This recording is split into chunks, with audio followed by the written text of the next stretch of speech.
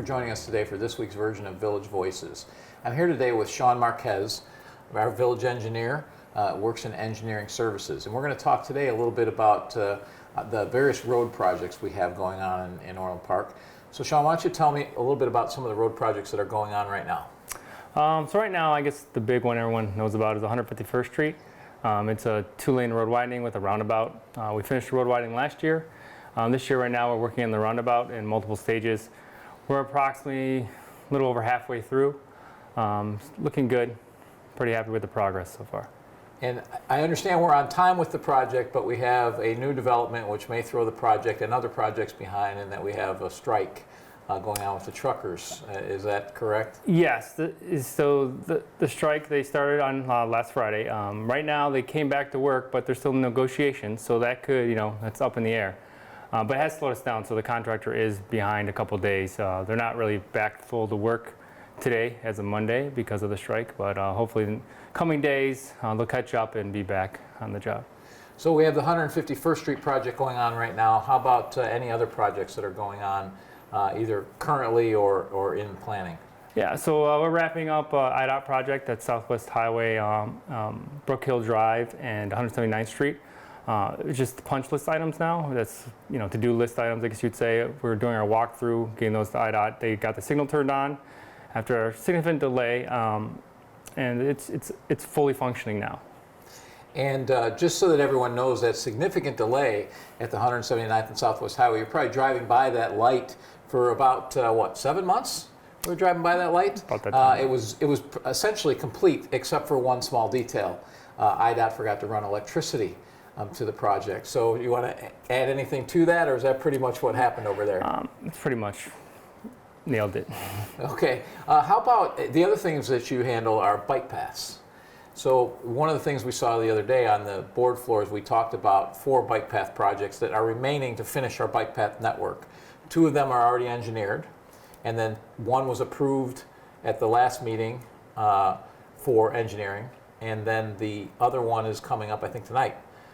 For approval, correct? So we have, we have some projects. So the ones that got approved at the last meeting was McGinnis Slough, a path north of McGinnis Slough through the Comet easement, looking at initial phase 1 engineering for that. 82nd Avenue from 143rd Street to 151st Street is the other path we're looking to start. The ones that are already in the works, 104th Avenue from 159th Street to 163rd Place. That's pretty much done. We're 75% phase 2 design engineering. Just waiting on a couple things, coordination with Cook County Highway Department, and that'll be ready for construction.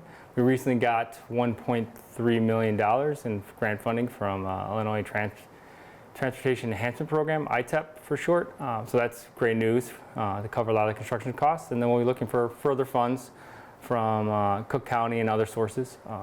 And the last project is 167th Street. From Steeplechase to 104th Avenue, bike path that's in design engineering. We recently got $200,000 in grant funding from STP with a lot of help from you, Mayor. Thank you.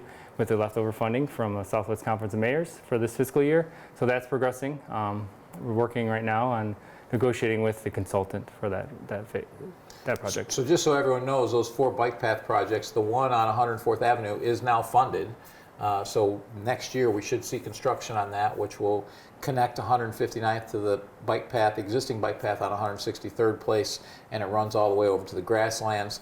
And then, as Sean mentioned, the one on 167th, which we're looking for funding for construction. The other 2 projects we will be engineering, and then we'll look for construction. We always like to have the engineering projects done ahead of time, and oftentimes we pay for them even though we're not responsible, because that allows us to go out and get construction funding, and we end up getting more construction funds than most other towns because we pay in advance for the engineering. Are there any other projects where we've done the engineering in advance? Yeah, most of our projects, like you said, we do the phase 1 engineering in advance because it sets us up for getting funding for the subsequent phases, design engineering and construction. Most of the time it's very difficult to get, almost impossible I would say, to get phase 1 engineering nowadays the way funding goes around. So there's a lot of projects we're looking at. So one project that we have that's actually mostly in phase 2 is 143rd Street. So could you tell us a little bit about what's going on with 143rd Street?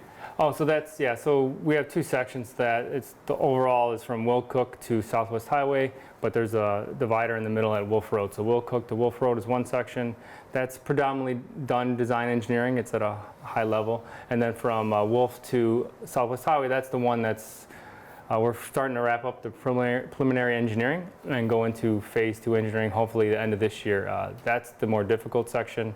A lot more compact, a lot more wetland, poor soils, elevation changes, so retaining walls, land bridges. It's taking a lot longer to design. That one, we've secured approximately $2 million for phase 2 engineering to cover a portion of those costs when we are able to go that direction probably later this year. And one thing people should know is this was actually originally engineered, about 14 years ago or so, 14 or 15 years ago. We had to actually get an extension from the federal government because after 10 years if the project's not done or started, they will not, they want their money back for the money that they put in towards the engineering, and they paid about, 70% of that engineering. We paid 30%. The good news is we received that extension, and then also recently it appears that through the upcoming money for infrastructure in the new budget for the federal government, it appears that we're going to get a little over $9 million, which will help us do one portion of this project. And why don't you talk about that a little bit? You talked about there were two portions of the project, but actually that second portion from Wolf Road to Southwest Highway, we've actually divided that into two sections as well. Correct. In looking at the project more because of the costs for that section from Wolf to Southwest Highway, we looked at divvying it up in even smaller pieces to try to get funding for some of those sources. So the one that we currently looking to get possibly $9 million is from west to south, Southwest Highway. So a smaller section through the heart of the downtown that is the most congested area because we have the railroad tracks, Union Avenue, Southwest Highway, and 143rd all coming into one intersection. And at times it can really bog down. So looking at that widened, extra capacity will help traffic flow in that bottleneck area. And it does solve the fact that we have two lights right there in a very weird intersection. It does fix that intersection, correct? Yes, it's one of your typical Chicago intersections when multiple coming into one spot, yeah. So it does change it into one intersection. The other thing I hear a lot from people is, oh, there's not enough room to widen the road to 5 lanes. There's not enough room to widen it to 5 lanes. I tell them continuously, it's been engineered. There actually is enough room, and it's already been engineered to do that. So could you maybe expand on that there is in fact enough room to put the 5 lanes in? Yes, there's enough room to put the 5 lanes in. It's tight. We're expanding a little bit to the north into a permanent easement for the Cook County Forest Preserve District. Not as much to the homes, a little bit to the south, but there is enough room in the right-of-way to get that in. That's pretty much going to be the maximum width, though. There's not much after that. And the other thing that's good about this as well is that there are a couple of lights between West Avenue and Will Cook Road. There's a couple of additional lights at intersections that are challenging currently, correct? One is going into Crystal Tree, if I'm not mistaken, and one is Creek Crossing. Correct, yeah. So with the overall improvement, there'll be additional traffic signals installed to help, like you said, those challenging intersections during mostly the PM peak, which is everyone comes home at the same time, 5 o'clock at night. It's a little tougher to find the gaps to turn there, so that'll make it a little safer. And currently there are 3 areas that are state roads that we have flooding issues on. One is 143rd, one's Wolf Road, and one's Southwest Highway. This project will also eliminate the 143rd Street flooding issue as well, correct? Again, yes, correct. Again, at 143rd, there's Long Run Creek west of Wolf Road. It does get inundated and the road has to be closed down at times for that. And then there's another spot which doesn't really get underwater, but it is problematic for the pavement section just west of 108th. That'll be improved where if you ever drive on it, notice the potholes have water coming out of it, it's because the whole base is full of water, which isn't a good long-term thing for the roadway. So that'll get addressed with box culvert work as well.